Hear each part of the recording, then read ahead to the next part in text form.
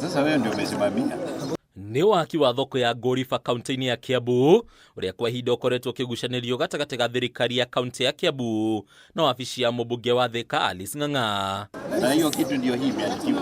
Thutha wa ngucanio iria ikoretwo kuo kwa ihinda, rĩu igoti rĩa Thika nĩ rĩrutĩte watho wa kũrũgamio kwa waki wa thoko ĩno iria rĩrĩkana gũkorwo ĩratwarithagio na mbere rungu rwa ũnyabari wa wabici ya mũmbunge wa Thika Alice Ng'ang'a.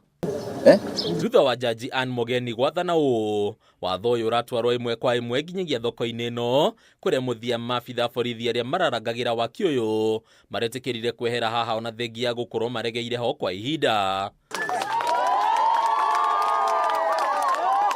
Wamwenya nĩ atĩ ona aruti a wĩra arĩa mararĩ kĩbarũa waki-inĩ ũyũ matarĩrie atĩ matiũĩ mũrũgamĩrĩri wa mwaka ũyũ ona kana mwene kandarathi ĩno. Pata already ishapigwa mpaka measurement. So ulikuwa unalipwa kulingana na vile umechimba.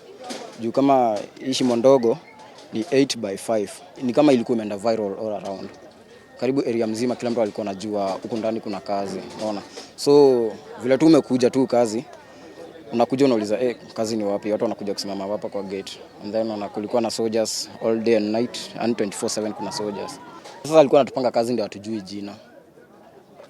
Juu hawangetuambia. Unaona, juu pia wao walikuwa na ofisi yao. Kũringana na CC wa wonjoria kaunti-inĩ ya Kiambu Susan Gatweri, wabici ya mũmbunge wa Thika ĩkoretwo ĩgĩthukania na thirikari ya kaunti ĩno waki-inĩ wa thoko ĩno o rĩrĩa yarĩ wĩra wa kaunti, harĩ waki wa thoko rĩu akiuga na thoko ĩno nĩ arĩkĩrĩire meharĩria mothe ma kwambĩrĩrio gwakwo mbere ya ndũgamano ici kwambĩrĩria. It was one of the markets that we were earmarked for construction, and we started the process of the procurement. A due process means there are correspondences both from the State Department of Housing and Urban Development, at the national government, and at the county government. There are correspondences in between that allows for the framework of the construction of the ESP markets. Ngoliba market was not one of the markets that we earmarked for ESP. It was purely a county market. Ona onjoria arĩa marutũrũrirwo thoko-inĩ ĩno makonania kĩeha kĩao kĩnene magĩtarĩria atĩ matigirwo matarĩ na gwa kwenderia na ngucanio ici ikirie kũmaima mwĩhoko wa gũcokereria wĩra wao ica ikuhĩ. Kũrĩ ona manekora moko-inĩ ma nyanake iria cianarehwo gũkũ nĩ ateti. Nĩ twaingatirwo ithuĩ tũgĩcoka kũrĩa bara-inĩ twatũraga. Na rĩu thingi thoko twerwo nĩ tũgwakĩrwo. Mwaka ũrĩa ũracokire gũka gwakwo thutha wa ithuĩ kũingatwo, ithuĩ tũtirona tarĩ thoko tũrakagĩrwo.